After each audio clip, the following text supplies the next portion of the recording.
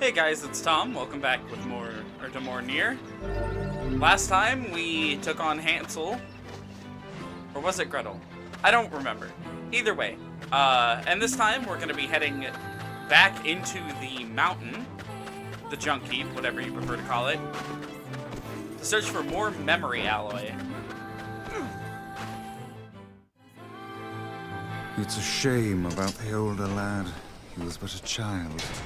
He died protecting the only family he had left. It's a damn shame. Okay. This is like our 5th run-through of this place, so... Fortunately, I don't really remember where it is we're supposed to be going.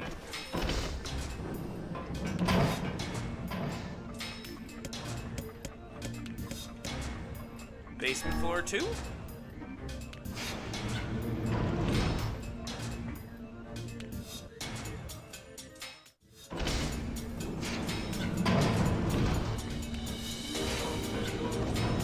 The elder brother postponed his joy for the sake of his sibling. I don't think he was ever truly happy. He was able to help. Oh. That's alright. Seems we've been shut in. I'm fairly certain we've included all of that already, so...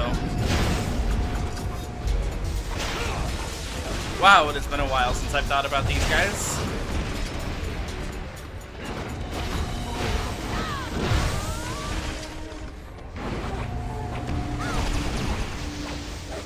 Should go down pretty easily, all things considered.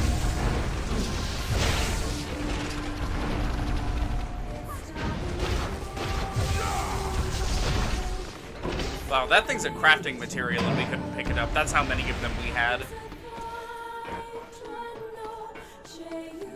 I absolutely love the music in here. I don't know if I talked about it before, but it is incredibly good.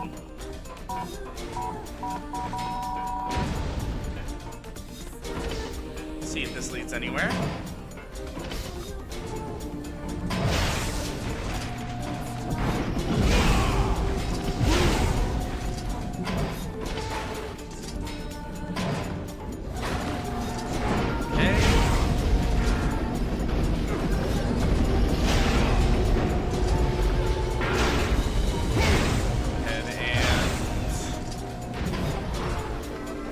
Out the last couple robots in here. I wanted to talk for a moment about the, I guess, future of this series, I suppose.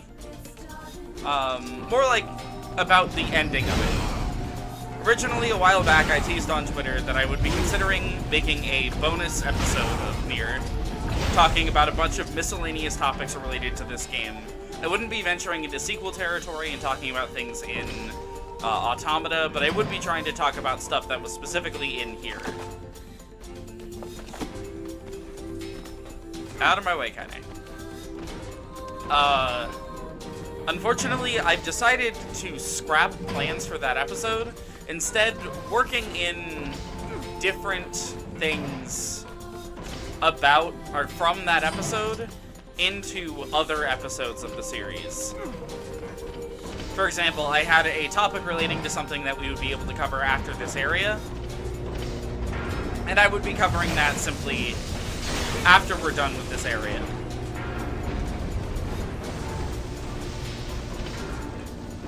Seasoned Nier fans would know what this is,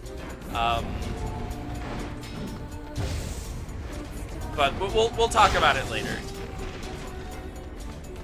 Ultimately, I decided that while I might consider that for a future series, I wouldn't want this series to have another episode past its final one. I think that the note Nier ends on is a valuable thing to have in the series. Like, have be the finale.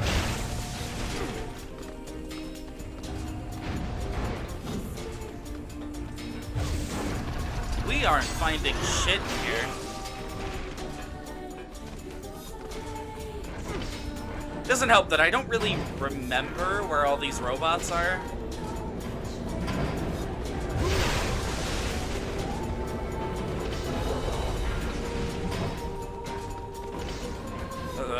Nothing in here is really putting up much of a fight.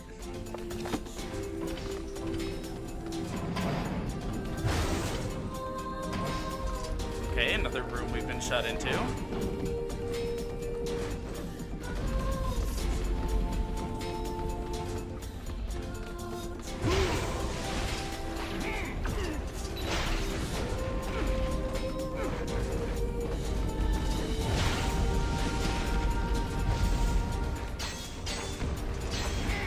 Okay.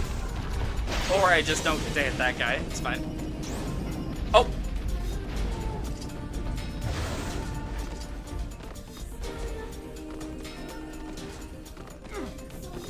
Let's see, I believe we're after a memory alloy.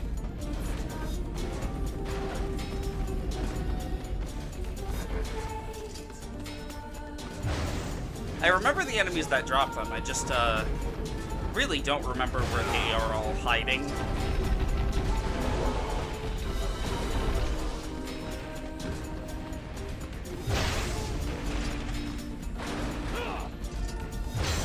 Oh. These holes are surprisingly easy to fall into. Let's see.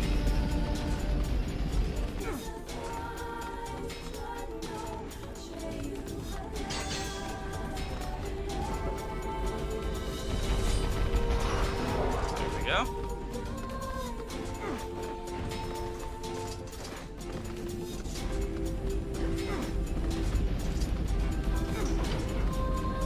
And didn't really make it much of anywhere.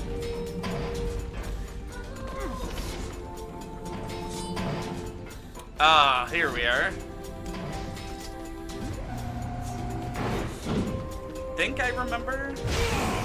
This area is generally where they are. Rooms that look like this.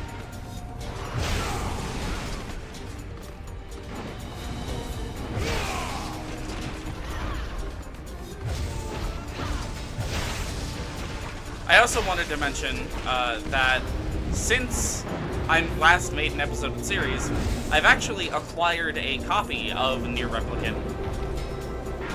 Specifically the PS4 remake. So it's not entirely impossible for me to ever revisit this game. Oh, here's the boss.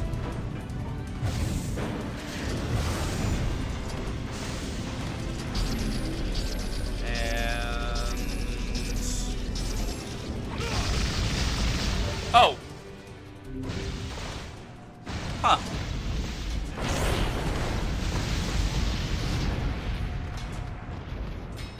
He went down pretty fucking fast. Wow. What was I saying? Oh, yes. It's not completely impossible for me to revisit this series someday in the future, perhaps. I think I would probably save that for, like, after an Automata Let's Play of some kind, if I ever decide to make one of those.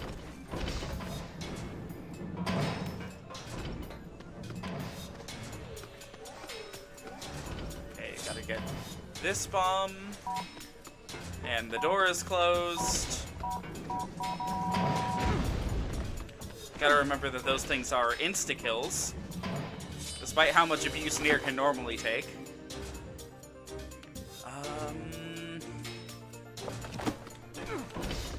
Let's head back to Gideon. Let's see...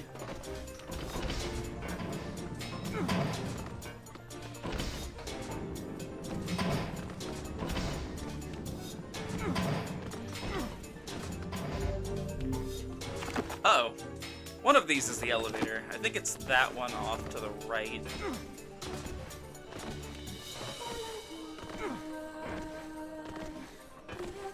All the way back here. Yep. We'll head to the first floor for now. So remember, all we need is to get enough memory alloy to upgrade our weapon, and it's something we've already done.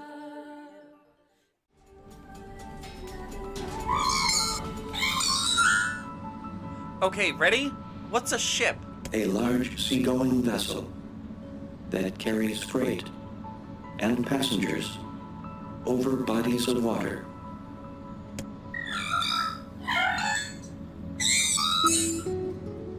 Yay, you're so great, BP. You've learned so much. You have taught me much, Khalil. You have helped to expand my vocabulary. You have instructed me in the ways of the outside world. Well, there's tons of stuff I don't know either. Maybe we should leave here and go explore the world. Because we are friends. That's right! Yay, it's gonna be fun!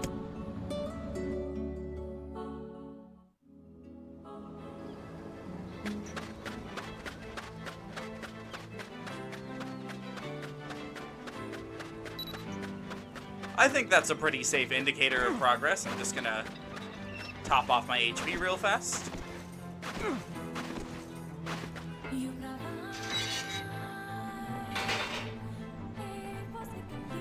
Hello, Gideon. That's some pretty impressive stuff you found. I know. One whole memory alloy. Try not to be too impressed, Gideon. I'll start upgrading your weapon right away. I won't charge you for it either, since you helped me out.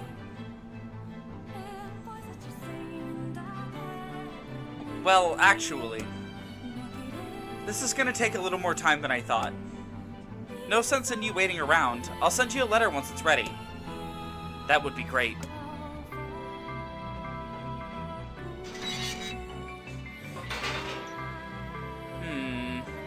Seems we have some free time on our hands.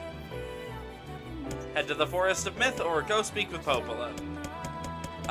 Let's head to the Forest of Myth. Popola said we might be able to find something in the Forest of Myth. You will forgive me if I seem less than enthusiastic about such a trip. So, the Forest of Myth poses quite the problem for me. I don't have any notes about whether or not the Forest of Myth changes in the second visit. So I'm left with two options. I either skip through a lot of it, or I read it all out.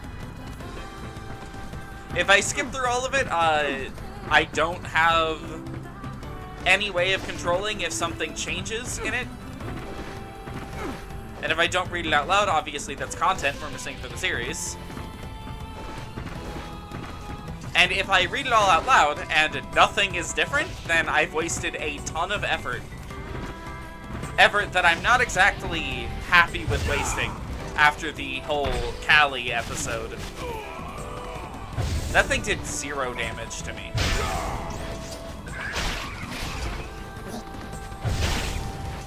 Here, we'll switch to a weapon that's better.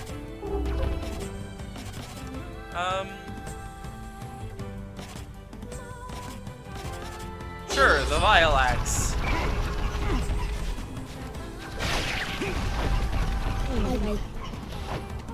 Oh wow, this weapon actually sucks.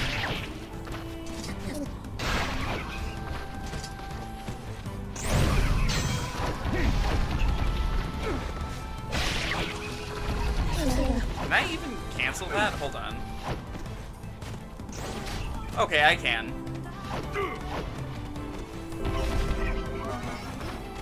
Okay.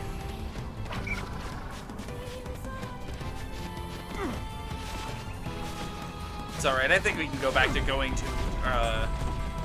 go back to ignoring the fodder, I mean. You know, talking about the series as we were a little bit before, I think this series exists in a really interesting place for the Nier franchise. Because when I started this, Nier was only in the public consciousness as far as Automata went. This game was barely talked about. And if it was talked about, it was mainly to demean it, to say it was nothing but a series of fetch quests, and that it was worse than Automata. This is the village from the dream. Yeah, Truly a nightmare I hope never to experience again. I hear you. As I was saying, I don't personally care for, making a distinction as to which one I like more between this game and Automata. I think if I had to give it to one of them, it would probably be to Automata, or to this one, I mean. I like Automata a lot. It's just, I don't know. I've always resonated a little bit more with this game. Looks like this guy is the only one who has anything for us. Oh, hello. Hi there. How are things? Huh? You want to know if anything unusual is happening? Well, I have been feeling a rather strange presence whenever I visit the Divine Tree. The Divine Tree? Yes, it's a legendary tree that exists in the heart of our village. Did you investigate the cause of this presence? Not really, no. And why not? Well, we're not really supposed to go near the tree, except for prayer. And why is that? I don't know, alright? It's just how things have always been. Weird. Well, that sounds like an invitation to me.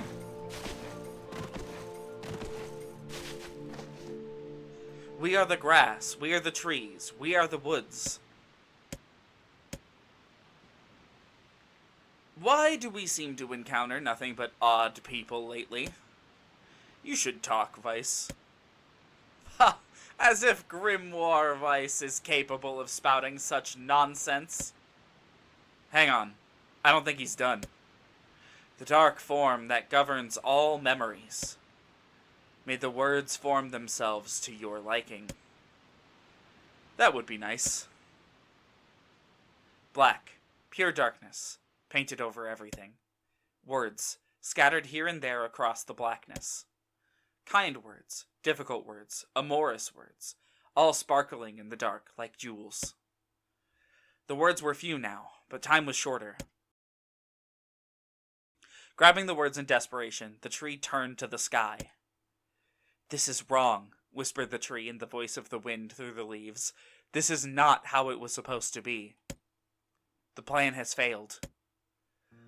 Once, long ago, the tree had remembered everything about the world. This was its task, its purpose. It shivered with something approaching joy as it collected the memories of mankind. This was no accident. Emotions were as much a part of the tree as root and bark. Memories collected like dew on the thick green leaves of the tree. Once they had formed a web that spanned the entire world. Words collapsed into sunlight before passing through the leaves and into the pool of memory. From the pool, the words joined together to form colonies. The colonies united into whirlpools of light, and the light coalesced into stars. Each star was like a child of the tree, and it loved them all. Look at my memory. A child is here, brought low by disease. He is far too young to have suffered so. Thin beyond words, the boy's skin is a shade paler than the bleached hospital sheets upon which he lies. His parents no longer visit him, for they cannot bear to watch him suffer. The doctors have long since surrendered his fate to the gods. The boy, too, has abandoned hope. Strange emotions, weariness, hatred, swell within the dark recesses of his young heart. He tries to reject the black terror that germinates in his body, but no amount of effort or tears can drive the invader away. He has long ceased to resent his parents and doctors. Once he did, but now his pain is so great that there's little room in his heart to think of others. Only one person brings the boy comfort, a healthy young girl with tan skin and deep blue eyes. She is a beacon of brightness and light in the boy's world. Her very presence is a comfort to him. But he is unable to look upon her face. Whenever they meet, the boy is filled with loathing for his own state. Soon, this loathing eats away at what joy he receives from the girl's visits. The girl will stop coming. He knows this. His every waking moment is spent in fear of this day.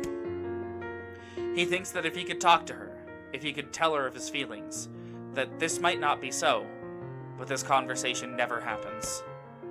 The girl disappears. The boy dies alone. The tree scoops up this memory and carefully stores it within itself. Etched upon it is a single word: envy. Look at my memory. There is a female warrior. Her greatest enemy is a beast with red eyes that she cannot fully comprehend. When she strikes it with her sword, it turns into a pillar of salt and dies. But when the white smoke clears, a new enemy rises. And another. And another. The warrior knows that her struggle is folly, but fighting the unending stream of enemies fills her with a sense of joy and purpose. Somewhere deep in the warrior's drug-addled mind lies a vague memory of her daughter. Perhaps the child exists only in her head, the dying remnants of a powerful dream. She does not know. Her friends and fellow warriors come and go. Some flee in terror. Some are eaten. She began the fight with 33 companions, but most are gone now. The warrior's body shudders. She does not understand why at first. By the time she hears the fierce, low sound, the arena is already enclosed in darkness. Looking up, the warrior sees a beast so large that it blots out the sky. She is laughing. She has been doing for so long as she can remember. She has been doing so for as long as she can remember. Covered in blood and dirt, the warrior laughs. She laughs and laughs until the town that contains her daughter collapses into a pile of dust. This memory has been stored for a long time. It is etched with a single word: loss. Look at my memory. A red dragon falls from the heavens. Ah, that memory has been lost. A shame. It was a favorite of mine. After many centuries of existence, the tree saw that its carefully labeled memories were beginning to dwindle. Once seemingly infinite, the memories now seemed ready to disappear forever. The tree did not feel sadness at this. Grief was an emotion beyond its comprehension. It did, however, have a distinct feeling that something was missing. The mountain of memories it had so carefully assembled had disappeared. The tree stretched its branches as far as it could, but new memories refused to flow. The pool of memories was a black, empty pit, a hollow place where life had once flourished. The tree had lost its purpose. There was nothing to be done but sift through the few remaining memories littering the ground under its branches. This is why the tree was pleased when the man and his companion entered the room. Well, this place is gloomy as hell. The room Nier had entered was almost completely empty. All he could see were a few crystals scattered haphazardly on the ground. Picking up one of the crystals and peering into it, Nier suddenly saw a familiar sight. It was the Forest of Myth, its villagers prisoners of their own dreams. I apologize, the tree thought. That is all that remains. As Nier stared at the jewel, bewildered, a voice suddenly called out from the depths of his mind. The voice implored them to listen. It was an order. Following it was mandatory. Abruptly, the pair realized that they must listen. They must listen. Look. A small, shadowy presence appeared from beneath the floor. It looked to be a shade. The shade grasped several jewels in its hand. More jewels tumbled out of its mouth like shards of broken teeth, sights and sounds tinkling from each one before vanishing forever. The creature was abusing the memories, treating the precious objects like a collection of cheap playroom toys. This shade appears to be consuming the memories. That little thing? It's barely worth my time to kill. The tree extended a branch towards Nier. Without a second thought, Nier brought his blade down on the shade, tearing its stomach wide. Jewels burst from the shade and poured across the chamber floor. Look, thought the tree, there is the conviction memory I lost, and satisfaction, and many others as well. Yes, this is good. The tree opened its mouth and attempted to speak, but no sound emerged. A millennium of silence and solitude had caused the tree to forget certain things, but rather than be upset, it greeted the development with good cheer. Focusing all its power on the riddle of speech, the tree formed a kind of makeshift vocal cord and tried again. Ahem, I implore...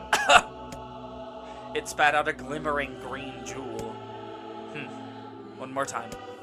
I implore you. There we are. What was the color of the lost envy? Oh god. Green. Ah, damn it. I was remembering certain aspects, and I forgot that that was one of the questions. I'll see you guys in a moment. Okay, it was blue this time. It spoke. This shade has intelligence and emotion. Who cares? Nier brushed twice his comment aside as his sword sliced through the shade's right arm. The shade extended its remaining arm to Nier. I must touch him. I must make contact. The moment its fingers brushed against Nier, the tree felt a warm sensation begin to burn. Something hot coursed through its fingers, up its arm, and out to its entire body. It was emotion, more than the entity it felt in centuries. The tree cried out in surprise and joy. 1,000 years alone, 1,000 years in quiet contemplation. The tree felt like it was going to break apart. For long centuries, the tree had been alone, its heart sealed with heavy chains, but no more. New, powerful emotions began to take hold, causing its heart to lighten. This was more than the simple emotions it had been designed to feel. It was the beginnings of a soul. And the man was the key. It was the promise made long ago. This is how it would be released. The tree's stomach began to throb in pain, a new and unpleasant sensation. But the time was not yet right. I implore you, how many were lost by the warrior who fought with the red-eyed beasts? In this run-through, it was 63. It changes every single time you read it, so you have to pay attention. Okay, riddle time is over. I'm gonna kill this stupid shade once and for all. Something round and shiny fell from the open stomach and clattered to the floor. The key! Shouted the book. Grab the key! The man's sword slowed. The time began to dilate around them, stretching and slowing. Time is essential. The next word must be heard. The words exploded. They become difficult to discern by their meaning. The pool of memories began to crack as infinite blackness burrowed its way into the wall. This world is falling apart. How can a word of letter... I implore. Most important thing. World.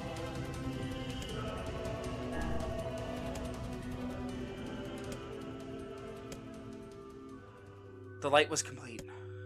The memories disappeared. The tree's identity began to dissolve. As the letters slowly faded, Nier was drawn back to the real world. And the tree was satisfied.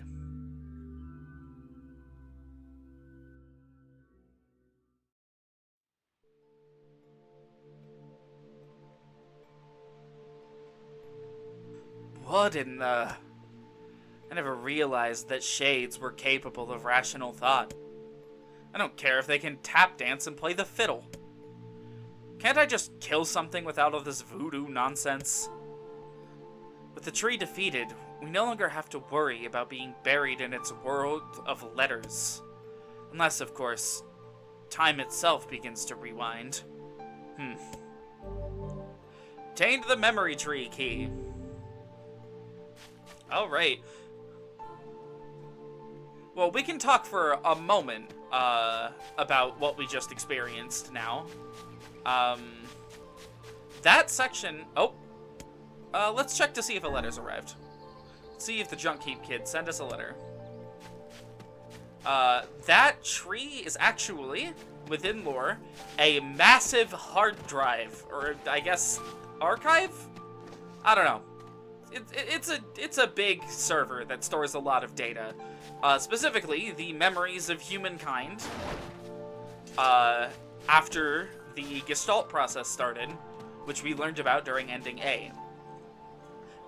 The tree was unfortunately infected by a massive shade, which destroyed all of the memories contained within it. So it's basically defunct now. There's nothing in here really to save anymore, which is unfortunate. And also, you know, that tree does make a very subtle Drakengard reference right in the middle there. The red dragon falling from the sky is a reference to the ending of Drakengard, which, as I mentioned before, leads directly into this game. But yeah, other than that, I'd say that is enough for this episode. Next time, we're probably heading back down into the Junk Heap. I'll see you guys then.